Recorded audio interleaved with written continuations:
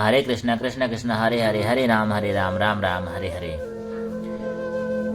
मित्रों, जैसे कि आप प्रतिदिन भगवत गीता सुनते हैं, उसी को हम कंटिन्यू करते हैं। निनासीयत चित आत्मा त्यक्त सर्व परिग्रह, शारीरम केवलम कर्म कुर्वन् न आप्रोपिति किलम विषय। अर्थात ऐसा ज्ञानी पुरुष पूर्ण रूप से संयमित मन तथा बुद्धि से कार्य करता है, अपनी संपत्ति के सारे स्वामित्व को त्याग देता है और केवल शरीर निर्वाह के लिए कर्म करता है। इस तरह कार्य करता हुआ वह पाप रूपी फलों से प्रभावित नहीं होता। ऐसा भगवान श्री कृष्ण अर्जुन को समझाते हुए कहते हैं। अर्थात कृष्णा भावनावित व्यक्ति कर्म करते समय कभी भी शुभ या अशुभ फल की आशा नहीं रखता। उसके मन तथा बुद्धि पूर्णतः बस में होते हैं।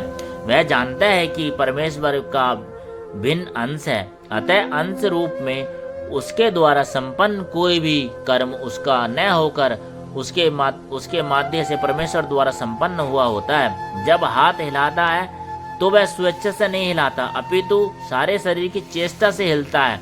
कृष्णा भावनाविद व्यक्ति भगवत इच्छा का अनुगामी होता है, क्योंकि उसकी निजी इंद्रिय तृप्ति का कोई कामना नहीं होती। वह तंत्र के एक पुर्जे की भांति हिलता डुलता है।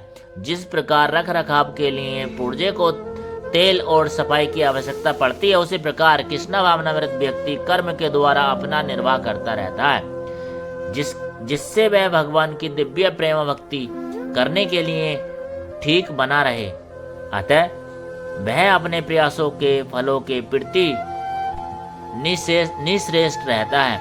पशु के समान ही उसका अपने शरीर पर कोई अधिकार नहीं होता। कभी कभी क्रूर स्वामी अपने अधीन पशु को भी मार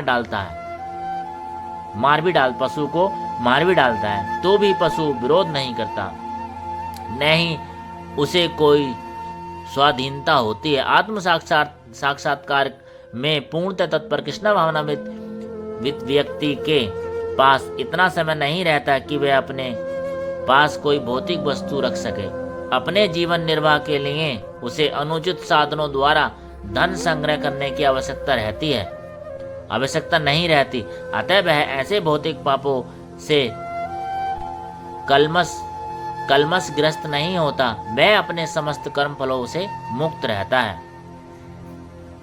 यद्रच्छा लाभ संतुष्टो द्वंद्वादितो विमत्सर समय सिद्धो वसिद्धो चय कृतवापी न निबध्यते।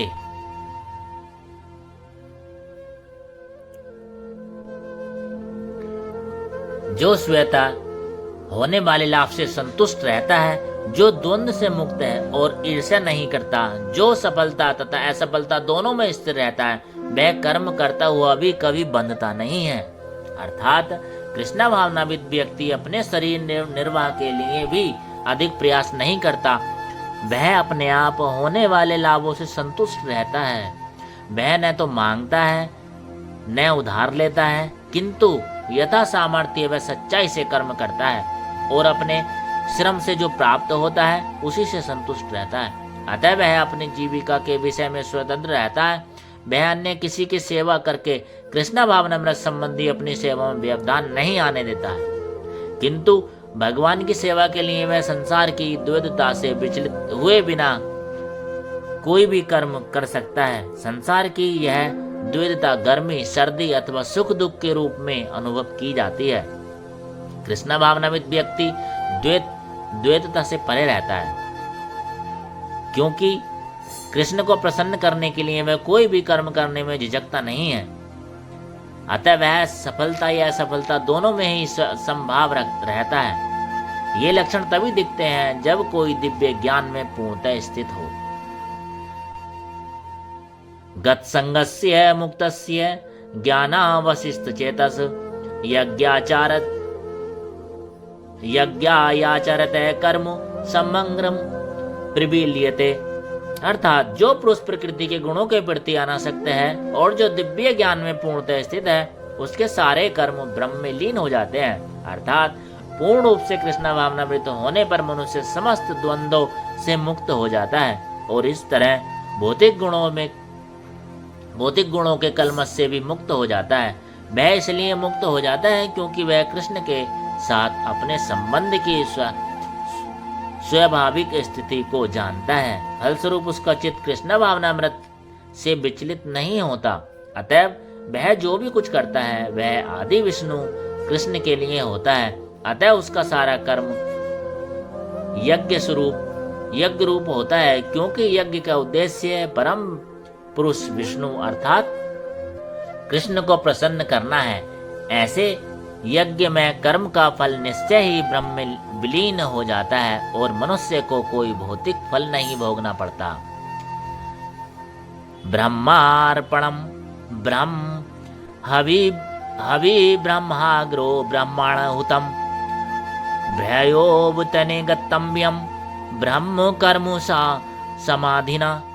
अर्थात जो व्यक्ति कृष्ण भावनामृत में पूर्णतः लीन रहता है उसे अपने आध्यात्मिक कर्मों के योगदान के कारण अवश्य ही भगवत धाम की प्राप्ति होती है। ऐसा भगवान कृष्ण अर्जुन से कह तो समझाते हैं, क्योंकि उसमें हवन आध्यात्मिक होता है और हवि भी आध्यात्मिक होती है।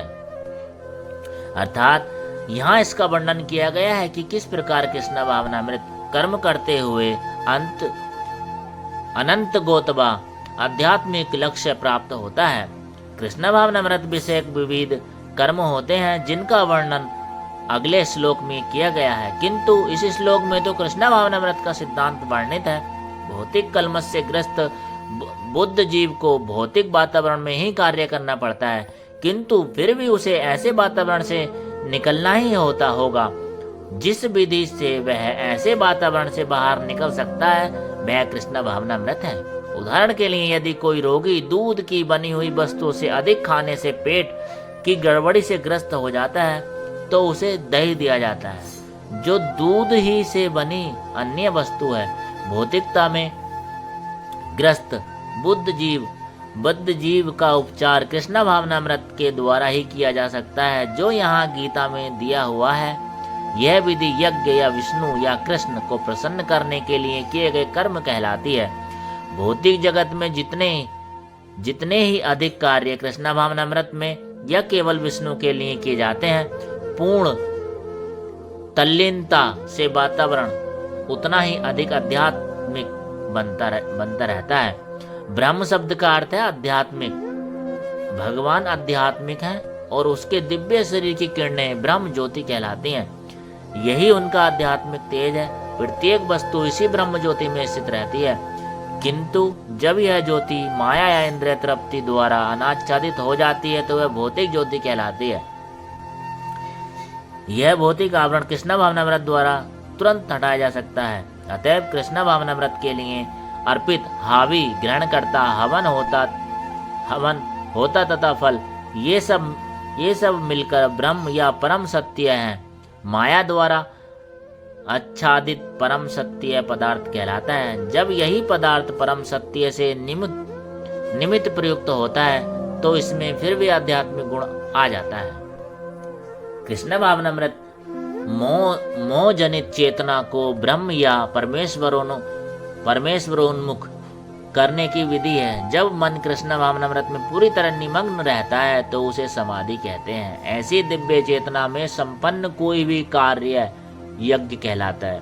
आध्यात्मिक चेतना की ऐसी स्थिति में योगदान उपभोग यज्ञ करता तथा अंतिम फल यह सब पर ब्रह्म में एकाएक हो जाते हैं। यही कृष्ण भावनामृत की विधि है। शेष चर्चा आगे। हरे कृष्णा कृष्णा कृष्णा हरे हरे, हरे राम राम राम हरे हरे। चैनल को सब्सक्राइब कर लेना, वीडियो को लाइक कमेंट शेयर कर देना। ऐसे ही आपको भगवत गीता पढ़ने को अथवा सुनने को मिलती रहेगी।